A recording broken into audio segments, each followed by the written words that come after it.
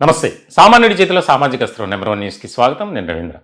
ఆంధ్రప్రదేశ్లో కూటమి ప్రభుత్వానికి ఉద్యోగులు షాక్ ఇవ్వబోతున్నారా అంటే అవుననే సమాధానం బాగా వినిపిస్తుంది. గత కొద్ది రోజులుగా ఉద్యోగ సంఘాలు అలాగే ఉద్యోగులు వారు తెలుపుతున్నటువంటి నిరసన ఇప్పటివరకు ఒక రకమైనటువంటి విధానంలో ఉంది. ఇప్పుడు రోడ్డెక్కారు. ఉపాధ్యాయులు అలాగే సచివాలయ సిబ్బంది, డాక్టర్లు, ఆయా విభాగాల్లో పనిచేస్తున్నటువంటి ఉద్యోగులు సైతం తమ డిమాండ్ల సాధన కోసం రోడ్డెక్కినటువంటి పరిస్థితి. కూటమి అధికారంలోకి వచ్చి దాదాపుగా 15 నెలలు పూర్తయింది. ఎన్నికలకు ముందు కూటమి నాయకులు ఇచ్చినటువంటి హామీలు ఏ రకంగా ఉన్నాయనేది అందరికీ తెలుసు.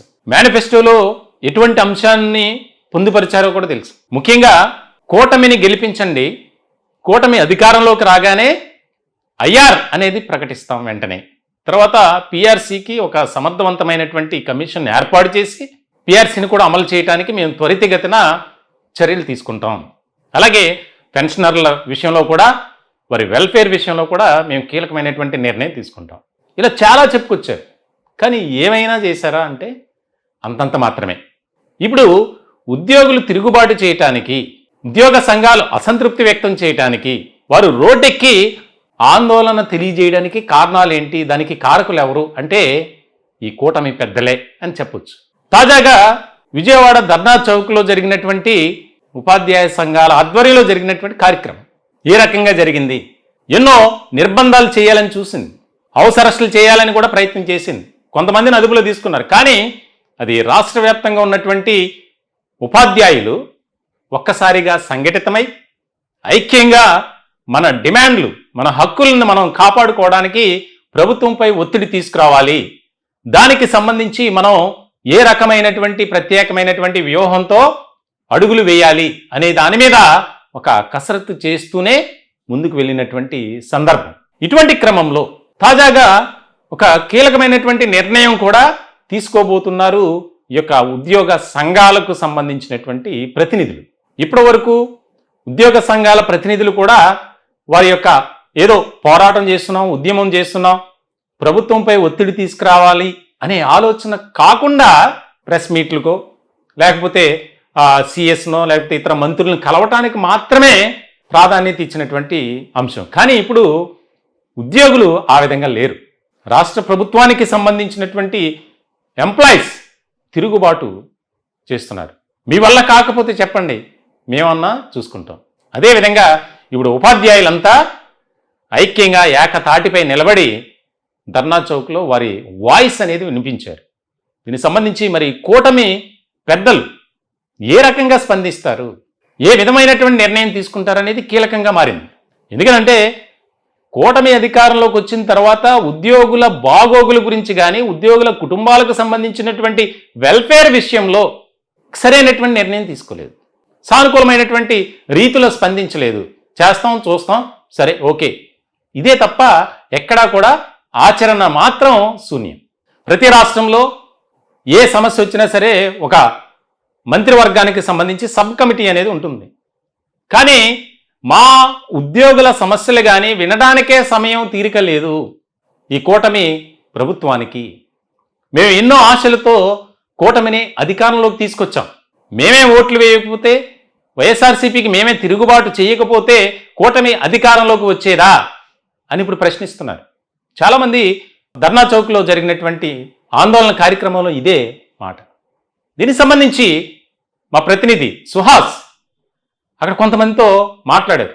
మా టీం వెళ్ళినటువంటి సందర్భంలో వారంతా ఒకటే మాట, కూటమి ప్రభుత్వాన్ని మేము కోరుతున్నాం, డిమాండ్ చేస్తున్నాం. కొంతమంది ఒక రకంగా, మరికొంతమంది వేరే రకంగా స్పందించినటువంటి తీరు. భవిష్యత్ కాలంలో మా ఈ యొక్క శాంతియుత పోరాటాన్ని అర్థం చేసుకొని స్పందించకపోతే తీవ్రమైనటువంటి పరిణామాలైతే ఖచ్చితంగా ఉండబోతున్నాయి అనైతే అందరూ కూడా ఒకటే ముక్త కంఠంతో చెప్పినటువంటి పరిస్థితి. ఒకసారి చూద్దాం ధర్నా చౌక్లో జరిగినటువంటి ఆందోళన కార్యక్రమంలో మా ప్రతినిధి కొంతమందితో మాట్లాడే ప్రయత్నం చేశారు. వారు ఏమన్నారు అనేది మీరు కూడా చూడండి. ప్రస్తుతం మనం విజయవాడలో ధర్నా చౌక్ దగ్గర ఉన్నాము. ఉపాధ్యాయులు గత 15 నెలల నుంచి ప్రభుత్వానికి చాలాసార్లు లేఖలు రాశారు, వెళ్ళి కలిశారు. కానీ ప్రభుత్వం అయితే ఏ విధంగా స్పందించలేదు. వాళ్ళ ఓపికను నశించిపోయి ధర్నా చౌక్లో ధర్నాకు దిగడం అనేది జరిగింది. ఫ్యాప్టో ఏదైతే యూనియన్ ఉందో ఫ్యాప్టో యూనియన్ వచ్చి వాళ్ళ యొక్క డిమాండ్ని వాళ్ళని కలిసి వాళ్ళ ద్వారా తెలుసుకుందాం రండి. ఇంతవరకు ఐఆర్ ప్రకటించలేదు. పాత ప్రభుత్వం ఇవ్వలేనటువంటివన్నీ కూడా నేను కొత్త ప్రభుత్వం వచ్చిన వెంటనే నేను అమలు చేస్తాను. రివర్స్ పిఆర్సీ ఇచ్చింది గత ప్రభుత్వం, నేను వచ్చిన తర్వాత మంచి పిఆర్సీ ఇస్తాను, ఇంటీరియం రిఫండ్ ఇస్తాను, ఐఆర్ ఇస్తాను, ఉద్యోగస్తుల్ని నేను ఫ్రెండ్లీగా చూసుకుంటానని చెప్పి వచ్చినటువంటి ప్రభుత్వం 16 నెలల వరకు 1వ తారీఖునే జీతం ఇచ్చడమే అది ఒక పెద్ద బాధ్యతగా తీసుకుంటుంది. కానీ ప్రభుత్వానికి ఎటువంటి ఉపాధ్యాయుల పట్ల ఉద్యోగుల పట్ల ఎటువంటి చిత్తశుద్ధి లేదని చెప్పేసి ఈ సందర్భంగా తెలియజేస్తున్నాం. ముఖ్యంగా గత ప్రభుత్వంలో చేసినటువంటి లోపాలకి ఇప్పుడు ప్రభుత్వం సరిచేయాల్సిందల్లా పోయి ఈ ప్రభుత్వం కూడా అదే వంచనతో వెళ్తుంది. తగిన మూల్యం చెల్లించుకోక తప్పదని చెప్పి ఈ సందర్భంగా తెలియజేస్తున్నాం. ముఖ్యంగా ఎన్నో పెండింగ్ ఉన్నటువంటి మాకు రావాల్సినటువంటి బకాయిలు వేల కోట్లు ఉన్నాయి, అవన్నీ కూడా త్వరలో ఇవ్వాల్సిందిగా కోరుతున్నాం. ఇంకోటి సిపిఎస్ రద్దు చేయాలి. ఇంకోటి ఏకోపాధ్యాయ పాఠశాలలు ఉన్నాయి, అవన్నీ కూడా ఈ యాపుల భారం కూడా తొలగించాలి. గతంలో విడివిడిగా కొన్ని యాప్లు ఉండేవి, ఆ యాపులన్నీ తీసి మేము భారం తొలగిస్తామని చెప్పి కూడా అన్నీ తీసుకెళ్ళి ఒకే బుట్టలో వేసి మీరు ఆ ఎత్తుక్కోండి, మీ ఇష్టమైన యాప్ ఎత్తుక్కోండి అని చెప్పి ఒక 50 యాప్లు 45 యాప్లు ఒకే దాంట్లో పెట్టారు. టీచర్స్కి ఇది అధికమైన భారం అయిపోయింది అని చెప్పి చెప్తున్నాం. దయచేసి త్వరగా మేము కూడా ఇప్పుడు ఫ్యాప్టో తరఫున ఒకటి తీర్మానం చేసాం. ఏంటంటే 10వ తారీఖు నుంచి ఉద్యోగస్తులు ఉపాధ్యాయులు ఏమంటే పిల్లలకి మధ్యాహ్నం భోజనం పెట్టడం, టీచర్స్ అటెండెన్స్ వేయటం, స్టూడెంట్ అటెండెన్స్ వేయటమే, ఇవి తప్ప అదనపు భారం ఏది కూడా మేము చేయము, దాన్ని మేము బహిష్కరిస్తున్నామని చెప్పి సందర్భంగా తెలియజేస్తున్నాం. ఇంకొక ముఖ్యమైన విషయం ఏంటంటే మాకు రావాల్సినటువంటి డిఏ బకాయిలు కానీ 4 డిఏలు తర్వాత పిఆర్సీ కమిషన్ వెంటనే వేయాలి. ఇది మాకు రావాల్సినటువంటిది. ఇప్పటికే 2 సంవత్సరాల కాలయాపన అయిపోయింది. త్వరగా ఈ గవర్నమెంట్ దీని మీద చిత్తశుద్ధితో కమిషన్ వేసిన వెంటనే ఐఆర్ ప్రకటించి మాకు రావాల్సినటువంటి ప్రతిదీ కూడా మాకు ఇచ్చి టీచర్స్ పక్షాన నిలుస్తారా, లేకపోతే గతంలో లాగా మీరు కూడా ఆ సునామీలో కొట్టుకుపోతారు, మీరే నిర్ణయించుకోమని ఈ సందర్భంగా తెలియజేస్తూ ఈ ప్రభుత్వం చెప్పిన పని చేయడం లేదు. మరి అందరికీ హామీ ఇచ్చి చేస్తున్నారు ఫలానా తారీఖు అని వీళ్ళకు కూడా చెప్పచ్చు కదా. ఈ డిఏ ఈ నెలలో ఇస్తాము, ఈ ఫలానా జీవో తర్వాత ఇస్తాం, ఈ డేట్ ఇస్తాం, డేట్స్ ప్రకటించవచ్చు కదా. కానీ ఎందుకు మరి అది అర్థం కావట్లేదు. ఎవరికి అర్థం కాని విషయం ఏంటంటే అసలు పట్టించుకోవడం లేదు వీళ్ళ గురించి. అంటే వీళ్ళు అవసరం లేదు అనుకుంటున్నారే, మరి వీళ్ళు అవసరం లేకపోతే చాలా నష్టం జరుగుతుందని చెప్పి నేను ప్రభుత్వానికి గుర్తు చేస్తున్నాను. అందువల్ల ప్రభుత్వం ఇప్పుడైనా గుర్తించి ఇంతమంది ఉద్యోగులు ఉపాధ్యాయులు ఇంతమంది రిస్క్ పడుతుంటే దీని సమస్యలు వెంటనే పరిష్కరించి ఇంకా అనవసర పరిస్థితులు రాకుండా చూడాలని నేను కోరుతున్నాను. ఈ యొక్క ఫ్యాప్టో సమావేశం ఈరోజు విజయవాడ ధర్నా చౌక్లో దిగ్విజయంగా జరిగింది. అనేక మంది ఉపాధ్యాయులు రాష్ట్ర నలుమూల నుంచి వచ్చి పాల్గొన్నారు. ఈ యొక్క ధర్నా ద్వారా మన రాష్ట్ర గవర్నమెంట్కి అనగా చంద్రబాబు నాయుడు గారి కూటమి ప్రభుత్వాన్ని మేము ఒకటే విషయం చెప్పదలుచుకున్నాం. అయ్యా చంద్రబాబు నాయుడు గారు, మీరు గత ప్రభుత్వాన్ని ఉద్దేశించి ఒక మాట అన్నారు, పాడిచ్చే గేదెను వదిలిపెట్టి ఒక ఆంబోతును మీరు కోరుకున్నారని చెప్పారు. అది మా మనసులో ఇంకా ఉంది. కాబట్టి ఆ విషయం మరి మీ గవర్నమెంట్ కూడా అది వర్తిస్తుందా అని మేము ఈ ధర్నాను ఉద్దేశించి మేము మిమ్మల్ని ప్రశ్నించగలుగుతున్నాం. కాబట్టి మీరు పాడిచ్చే గేదని మేము తెచ్చుకున్నాం, కానీ మీరు కూడా, నేను ఇంకా ఆ మాట చెప్పదలుచుకోలేదు, కానీ మీరు అలానే ఉండాలని మేము ఈ యొక్క ధర్నాను ఉద్దేశించి మా యొక్క ఉపాధ్యాయ సమస్యలు మీరు త్వరితగతిన పరిష్కరించగలరని కోరుకుంటూ మీకు ఈ యొక్క ఉద్దేశాన్ని మేము మీకు తెలియపరుచుకుంటున్నాం. Thank you. ఈరోజు రాష్ట్ర వ్యాప్తంగా వేల మందితో ఉపాధ్యాయులతో మరి విజయవాడలో పెద్ద ఎత్తున ధర్నా చేయడం జరిగింది. గత 15 నెలలుగా ప్రభుత్వం అధికారంలోకి వచ్చిన దగ్గర నుంచి 15 నెలలుగా మరి ఉపాధ్యాయులు కానీ ఉద్యోగుల గురించి కానీ ఒక్క అంశంలో కానీ ఎక్కడా న్యాయం జరగలేదు. 15 నెలలుగా పిఆర్సీ పెండింగ్లో ఉంది. అలాగే 30,000 కోట్ల రూపాయలు డిఏ బకాయిలు కానీ పిఆర్సీ బకాయిలు కానీ ఇవ్వాల్సి ఉంది.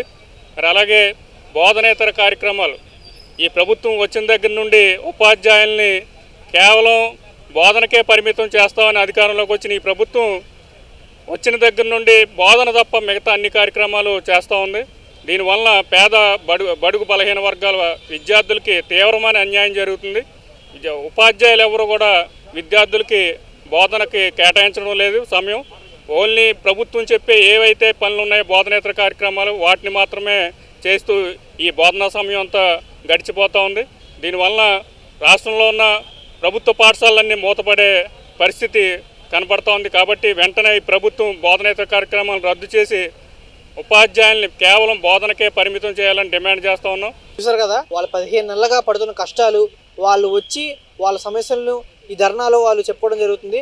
డిఎస్సి రిలీజ్ చేయాలని, వికలాంగులకు కూడా వాళ్ళ స్పెషల్ ఎడ్యుకేషన్ సిలబస్ రిలీజ్ చేయాలని, మరియు వాళ్ళ పాత బకాయిలను కూడా వాళ్ళు తీర్చవాలని డిమాండ్లు అయితే వాళ్ళు చెప్తున్నారు. వీడియో జర్నలిస్ట్ సతీష్తో సుహాస్, ధర్నా చౌక్, విజయవాడ. ఇదండి పరిస్థితి. అంటే మేము ఉద్యోగుల సమస్యలకు సంబంధించి రోజు కనీసం వారంలో 1-2 వీడియోస్ చేయడానికి ముఖ్యమైనటువంటి కారణం ఏంటంటే, సామాన్యుడి చేతిలో సామాజిక అస్త్రం. ప్రజలు పడుతున్నటువంటి సమస్యలు కానీ, వారు ఎదుర్కొంటున్నటువంటి ఇబ్బందులు కానీ అన్నీ కూడా మేము ఫోకస్ చేయాలి, సమాజానికి తెలియచేయాలి, వాటి పరిష్కారం కోసం మేము ప్రయత్నం చేయాలి. మీడియాలో ఒక పిల్లర్గా, ప్రజాస్వామ్య వ్యవస్థలో ఒక పిల్లర్గా మీడియా ఉంది. అటువంటి మీడియా చేయాల్సినటువంటి పనిని మేము చేస్తున్నాం. ఎన్నో సమస్యల మీద అలుపెరగని పోరాటం చేశాం. మా దగ్గరకు వచ్చినటువంటి వారిని క్షుణ్ణంగా అన్ని పరిశీలించి వారికి న్యాయం చేసే విధంగా, కొంతమంది కావాలని బేస్లెస్ అలిగేషన్స్ చేస్తారు, అంటే నిరాధారమైనటువంటి ఆరోపణలు, వాటిని కూడా స్టడీ చేసి పూర్తి స్థాయిలో, దానిలో భాగంగానే కోనసీమలో కొబ్బరి రైతులు పడుతున్నటువంటి ఆవేదనను, ఆక్రందనను అంతా కూడా సమాజానికి తెలియజేశాం. సమాజానికి తెలియజేయడమే కాదు, అధికారుల దృష్టికి, పాలకుల దృష్టికి తీసుకెళ్ళాం. వారికి మరికొద్ది రోజుల్లోనే దీనికి సంబంధించి ఒక కీలకమైనటువంటి ప్రకటన, ఇప్పటికే ఇరిగేషన్ మినిస్టర్ నిమ్మల రామానాయుడు ఆ ప్రాంతాన్ని పర్యటించారు. అలాగే ఎంతోమంది మమ్మల్ని ఆశ్రయిస్తుంటారు.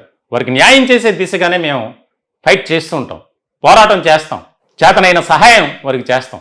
ఇలా ఎంతోమంది మా ఛానల్ సిఎండి మంచాల సాయి సుధాకర్ నాయుడు గారి ఆధ్వర్యంలో ఏ సమస్యనైనా టేకప్ చేయటం, దానికి సంబంధించి క్షుణ్ణంగా అన్నీ కూడా పరిశీలించి అప్పుడు చేస్తాం. దానిలో భాగంగానే రాష్ట్రంలో ఉద్యోగులు పడుతున్నటువంటి బాధలు కానీ, వారి ఇబ్బందులు కానీ, వారి కష్టాలు నష్టాలు అన్నిటిని కూడా మేము తెలియజేయాలి అనే దాని గురించే ఈ టాపిక్ తీసుకోవటం. మొత్తానికైతే రాష్ట్ర వ్యాప్తంగా ఉన్నటువంటి ఆయా ఉద్యోగ సంఘాలు కూడా ఈ ఉపాధ్యాయ సంఘాలు చేపట్టినటువంటి కార్యక్రమాన్ని చూసి త్వరలోనే రోడ్డు ఎక్కబోతున్నారు. మరి ఆ సమస్యను జటిలం చేస్తారా? తీవ్రతరం చేసే వరకు కూటమి పెద్దలు వెయిట్ చేస్తారా?